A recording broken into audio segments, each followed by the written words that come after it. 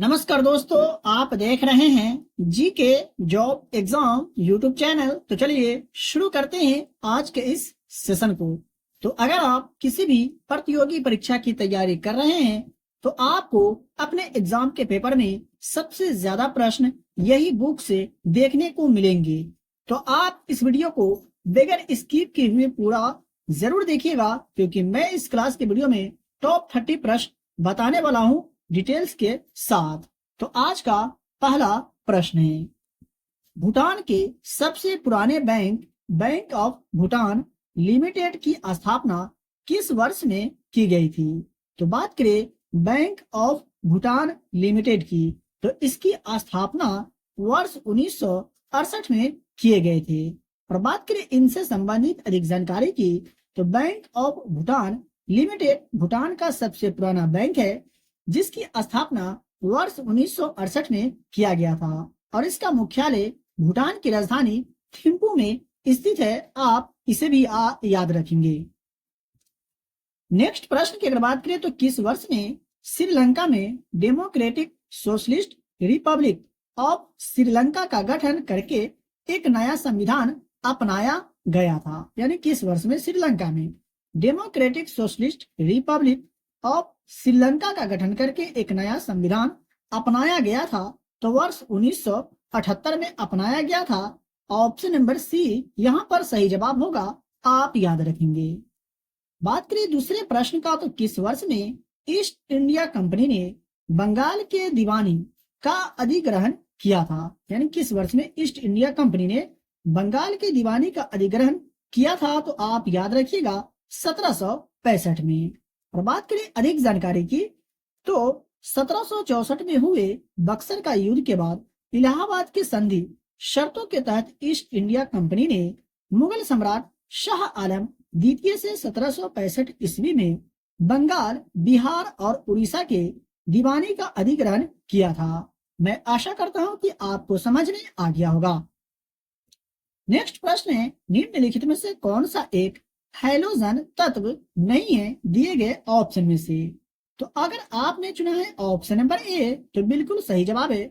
Selenium जो है एक हैलोजन तत्व नहीं है, बल्कि सेलेनियम जो है हैलोजन तत्व नहीं है, लेकिन हैलोजन तत्व की अगर बात करें तो आवर्त सारणी समूह 17 के अंतर्गत आते हैं। और कुल कितने हैं? तो 6। कौन कौन? तो फ्लोरीन, क्लोरीन, ब्रोमीन, आयोडीन, एस्टे तथा टेनेसीन, ये सभी जो है आते हैं। तो आप याद रखेंगे।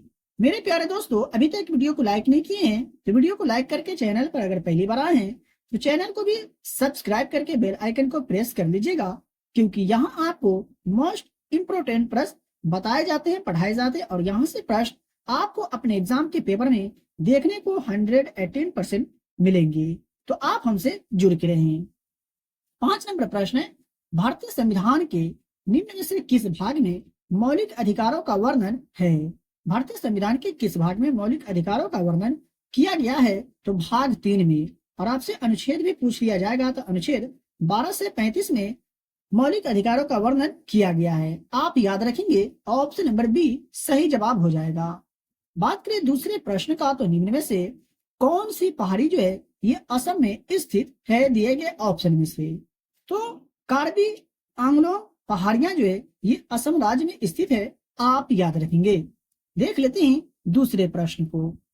तो 7 नंबर प्रश्न की अगर बात करें तो निम्नलिखित में से कौन सी नेपाल की सबसे लंबी नदी है दिए गए ऑप्शन में से? तो नेपाल की सबसे लंबी नदी कौन सी है? तो कर्णाली नदी जो है ये निम्नलिखित में से किस राज्य में कालीबाग रिजर्व स्थित है? निम्न में से कौन सा राज्य है जहां कालीबाग रिजर्व जो है स्थित है? तो भारत के कर्नाटक राज्य में स्थित है कालीबाग रिजर्व है। ऑप्शन नंबर डी सही जवाब यहां पर हो जाएगा। सकेवा डैश राज्य में मनाया जाने वाला एक धार्मिक त्योहार है। सकेवा जो है कौन से राज्य में मनाया जाने वाला एक धार्मिक त्योहार है? तो सिक्किम राज्य में मनाया जाने वाला एक धार्मिक त्योहार है। आप याद रखिएगा, ऑप्शन नंबर सी यहाँ पर सही जवाब हो जाएगा।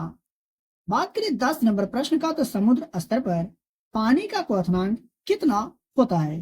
तो समुद्र स्तर की अगर बात करें तो पानी का क्वथनांक जो है 100 डिग्री सेल्सियस होते हैं, याद रखिएगा। ऑप्शन नंबर डी सही जवाब हो जाएगा। सभी प्रश्न काफी महत्वपूर्ण है, आप याद रखेंगे। खे, खेती के किस रूप को स्लैश एंड बर्न कृषि कहा जाता है? खेती के किस रूप को?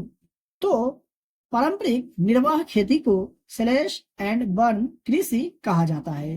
देख लेते हैं अगले प्रश्न को। दिसंबर 1916 का लखनऊ समझौता भारतीय राष्ट्रीय कांग्रेस और डैश के बीच आपसी सहमति के आधार पर किया गया था। यानी दिसंबर 1916 में जो लखनऊ समझौता हुआ था भारतीय राष्ट्रीय कांग्रेस और निम्नलिखित में से किसके बीच आपसी सहमति के आधार पर? तो आप याद रखिएगा, मुस्लिम लीग के बीच आपसी सहमति के आधार पर किया गया था दिसंबर 1916 में लखनऊ समझौता। तो ऑप्शन नंबर ए यहाँ पर सही जवाब हो जाएगा। बात करें दूसरे प्रश्न का, तो डैश जल में निलंबित कणों के गुरुत्वाकर्षण के प्रभाव में निलंबन से बाहर निकलने की प्रक्रिया है। तो आपको याद रखना है, अवसादन जो है जल में निलंबित कणों के गुरुत्वाकर्षण के प्रभाव में निलंबन से बाहर निकलने की प्रक्रिया है। ऑप्शन नंबर डी बिल्कुल सही जवाब हो जाएगा। नेक्स्ट प्रश्न की अगर बात करें तो ओंग और टेल जो है डैश नदी की सहायक नदियां हैं। ओंग और टेल जो है निम्न में से कौन सी नदी की सहायक नदियां हैं? तो यह जो है महानदी की सहायक नदियां हैं, याद रखेंगे। ऑप्शन नंबर ए यहाँ पर सही जवाब होगा। बात करें दूसरे प्रश्न का, तो निम्न में से कौन दुर्बल विद्युत अपघट्य है? दिए गए ऑप्शन में से तो इथेनोइक अम्ल जो है दुर्बल विद्युत अपघट्य है। Option number A right answer होगा। देख लेते हैं अगले प्रश्न को। तो 1336 में निम्न में से किस साम्राज्य को हरिहर और बुक्का ने स्थापित किया था? तो 1336 में विजयनगर साम्राज्य को हरिहर और बुक्का ने स्थापित किया था, याद रखिएगा। ऑप्शन नंबर बी सही जवाब हो जाएगा। यहाँ से आपका 3 प्रश्न कवर हो गए। एक तो ये कि विजयनगर साम्राज्य की स्थापना किसने किया? तो हरिहर और बुक्का ने। दूसरा ये कि हरिहर और बुक्का ने विजयनगर साम्राज्य की स्थापना कब किया? तो 1336 में। आप याद रखेंगे। देख लेते हैं अगले प्रश्न को। 17 नंबर प्रश्न है, संविधान सभा के सदस्यों ने डैश को भारतीय संविधान पर हस्ताक्षर किए थे, यानी कब? तो 24 जनवरी 1950 को भारतीय संविधान पर हस्ताक्षर किए गए थे संविधान सभा के सदस्यों के द्वारा। आप याद रखेंगे। ऑप्शन नंबर बी यहाँ पर सही जवाब हो जाएगा। आपको कमेंट बॉक्स में कमेंट करके ये बताना है कि भारतीय संविधान दिवस किस तिथि को मनाया जाता है। 18 नंबर प्रश्न की अगर बात करें तो बांग्लादेश को पाकिस्तान से कब स्वतंत्रता हासिल हुई थी? बांग्लादेश को पाकिस्तान से कब स्वतंत्रता हासिल हुई थी? तो वर्ष 1971 में बांग्लादेश को पाकिस्तान से स्वतंत्रता हासिल हुई थी, याद रखिएगा। ऑप्शन नंबर डी यहाँ पर राइट आंसर होगा। देख लेते हैं अगले प्रश्न को। तो पेपारा वन्यजीव अभयारण्य निम्न में से कौन से राज्य में स्थित है?